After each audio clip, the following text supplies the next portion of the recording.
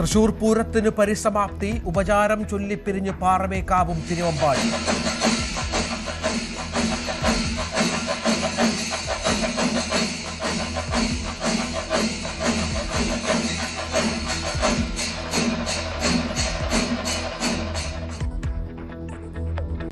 പുരാവേശത്തിന് ഇനി ഒരു വർഷത്തെ കാത്തിരിപ്പ്.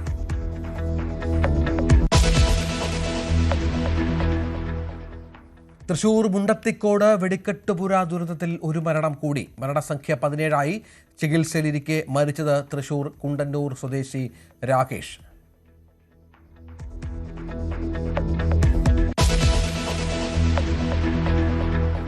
ഇടുക്കി നെടുങ്കണ്ടത്ത് ശരീരഭാഗങ്ങൾ കണ്ടെടുത്ത് പോലീസ്. ഇരട്ടക്കൊലയെന്ന് സംശയം. കാണാതായ 2 പേരുടേതെന്ന് നിഗമനം. ഇടുക്കി SP ഉൾപ്പെടെയുള്ള പോലീസ് സംഘം സംഭവ സ്ഥലത്ത്.